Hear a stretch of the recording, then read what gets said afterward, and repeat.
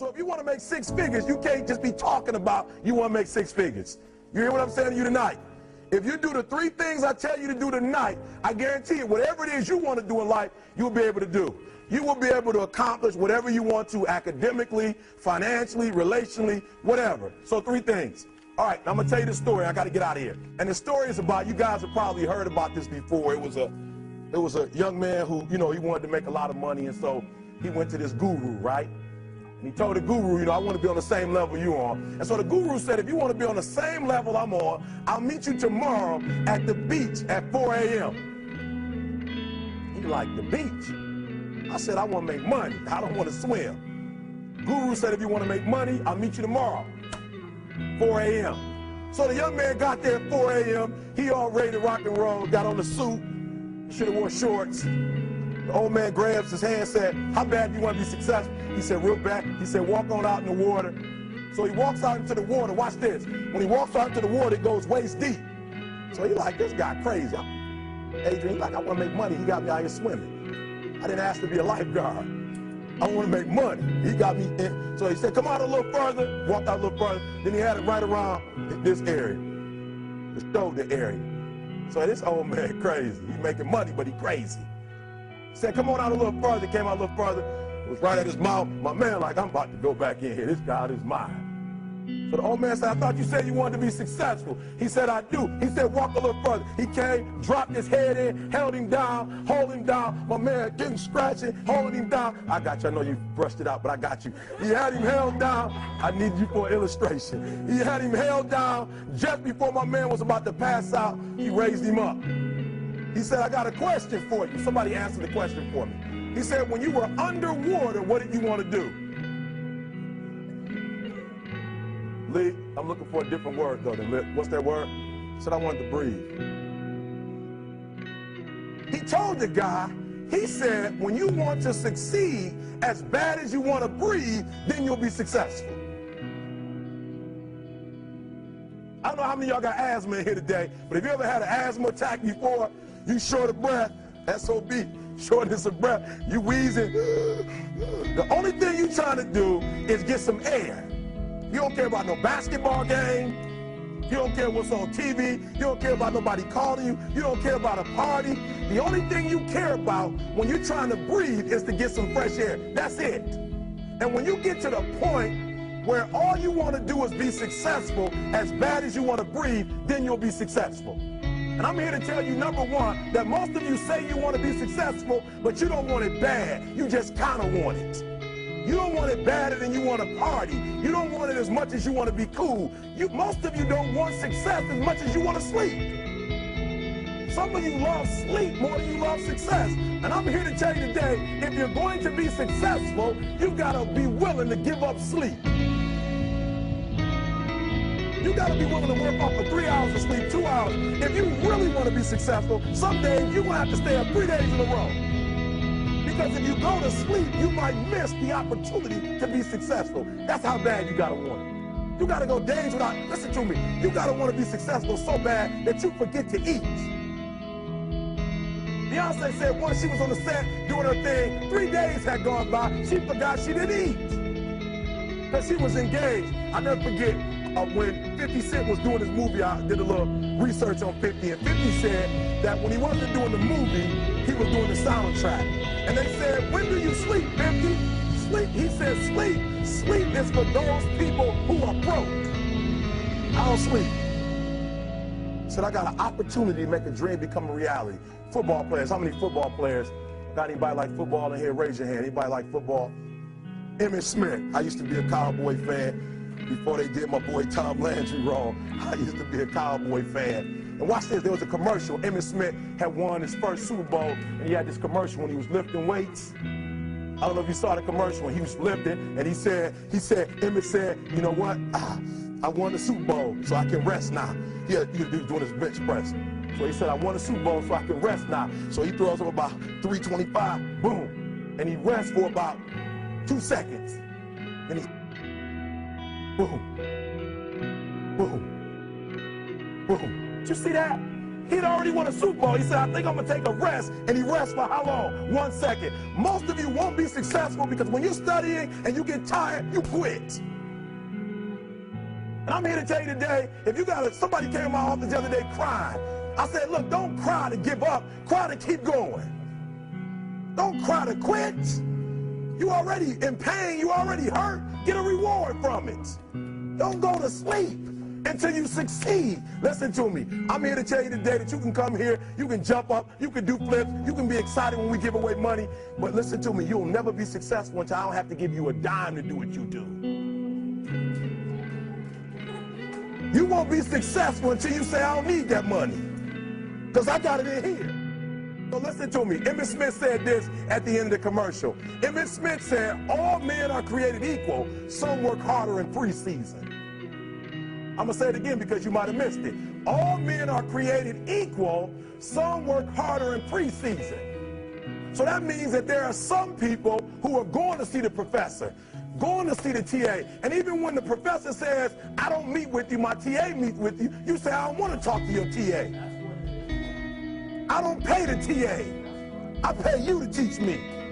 So you're going to have to find some time to meet me. If I got to meet you at the mall, if I got to meet you at your house, you are going to see me. Listen to me. All men are created equal. Some work hard in preseason. When I went to college, guys were way smarter than me. 4.0s, 3.0. They went to the Ivy League high schools, came to Oakwood from these great high schools. Most of them are not doing what I'm doing. Why? Because it's not about where you come from. It's about heart. You come to a place where, being smart ain't enough. You got to have heart.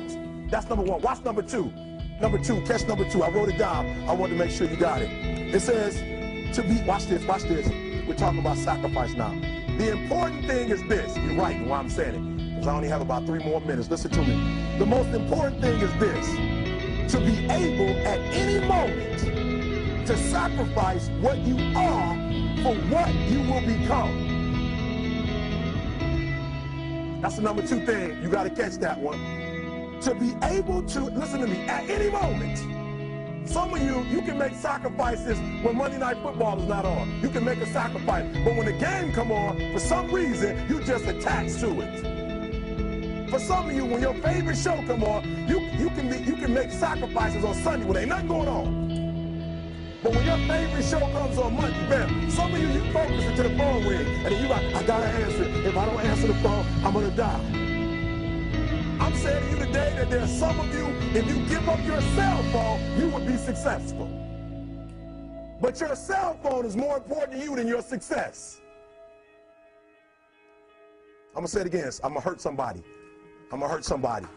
Some of you need to give up your cell phone, because the time you spend on your cell phone could be used for your success. The time you could be using to be successful, you're using it on the cell. And the cell phone is not bringing you nothing but a bill. And somebody has told you you couldn't live without it. I'm talking about going deep now, giving up stuff. Watch what it says.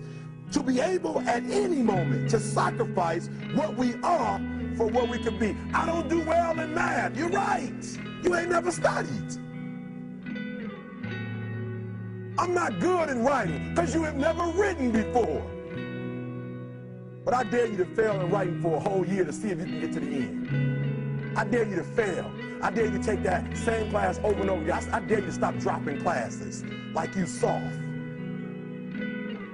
Always want to give up. I'm dropping. Why are you dropping?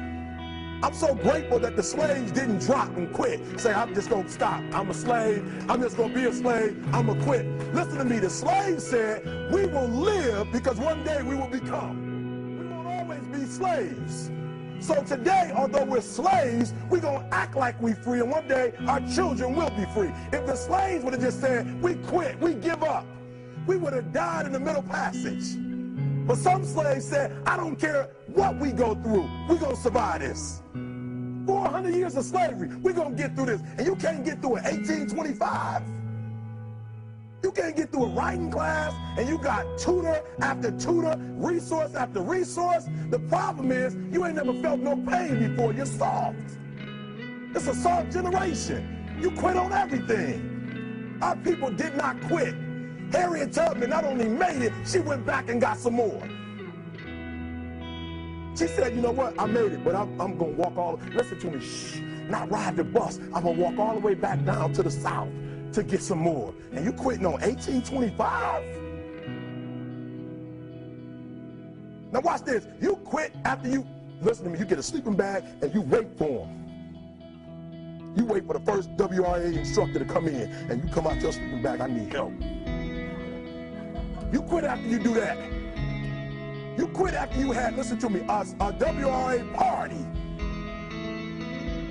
I'm having a party. Everybody come over. I got food, everything. And let them get over there. Let it be all the best writers. All right, I food y'all. I want to have a writing party.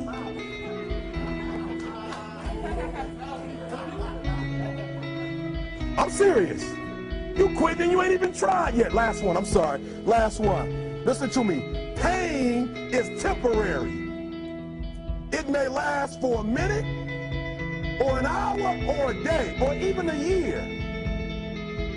But eventually, it will subside. And something else will take its place. If I quit, however, it will last forever. Listen to me, I'm telling you as I leave. I'm telling you as I leave, I was homeless for 2.5 years. And the problem with most of you never felt no pain before. Y'all spoiled. Y'all spoiled. Some of y'all spoiled, just bottom line. Your parents have done everything for you. You never had to do nothing for yourself. You're spoiled. We're going to keep it real tonight. Some of you are spoiled brats. Every time you ever got in trouble, somebody in your house got you out of it. Every time you've done something you're not supposed to do, people say, Eric, your mother's a tyrant. You're right. She kicked me out. You're right. She's mean, but she developed a man because she put me out there and said, you're going to have to grow up. And some of you have never learned to grow up. And so every time something get hard, you quit, you call mama. I dare you to take a little pain. I dare you. I dare you not to go home.